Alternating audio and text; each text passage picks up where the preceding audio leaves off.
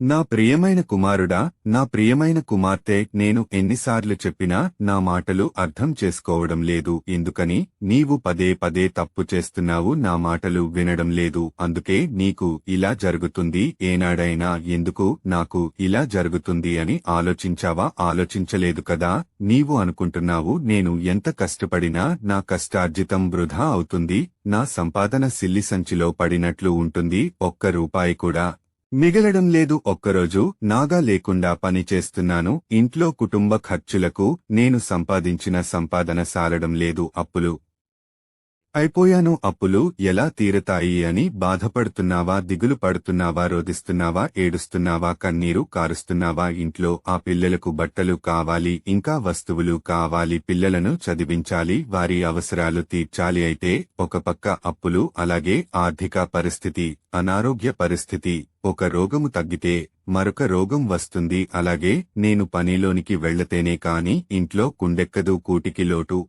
పిల్లలు అది కావాలి, ఇది కావాలి అని, తినడానికి ఏమీ లేదు అని అమ్మ నాన్న, నాకు అది పట్టికరా, నాకు ఇది పట్టికరా, తినాలని ఉంది అని పిల్లలు చెబుతున్నారు. అయినా నా చేతిలో సిల్లిగవ్వ లేకపోవడం వల్ల ఏమీ తేలేకపోతున్నాను. పిల్లల కోరికలు నెరవేర్చలేకపోతున్నాను. ఇదంతా నాకేనా? నా కుటుంబాన్ని కేనా? నేను, నా కుటుంబము అనుదినము ప్రార్థన చేసుకుంటాము, కాని బ్రతకలేము, ఉండలేము. ఉదయమున లేవగానే ప్రార్థన చేసుకుంటాము, అలాగే ఏది తిననా త్రాగినను ప్రార్థన చేసుకోకుండగా తినము. ప్రార్థన చేసుకోకుండా పవిత్రాత్మ తైలము నొసటిపైన సిలువ గుర్తు వేసుకోకుండగా ఇంటి నుండి నా భార్య కాని, నా పిల్లలు కాని, నేను కాని ఎక్కడికి వెళ్లము. ఉపవాస దినాల్లో కాని, ఆదివారం రోజు కాని ప్రార్థనకు పెందలకడనే వెళతాము. దేవుని మాట ధిక్కరించము, దేవుని మాట పెడచెవిని పెట్టము. ఇవన్నీ చేసిన నా జీవితంలో దేవుడు నా ప్రార్థన ఆలకిస్తున్నాడా లేదా? ఎందుకని ఇలా జరుగుతుంది అని బాధపడుతున్నావా? సింతిస్తున్నావా? రోధిస్తున్నావా? ఏడుస్తున్నావా? కన్నీరు కారుస్తున్నావా? బాధపడకు, సింతించకు, రోదించకు, ఏడవకు. నీ కన్నీరు ఆనంద భాష్పాలుగా మారుస్తాను. నేను ఇచ్చే అంతవరకు ఓపిక పట్టము. నాయందు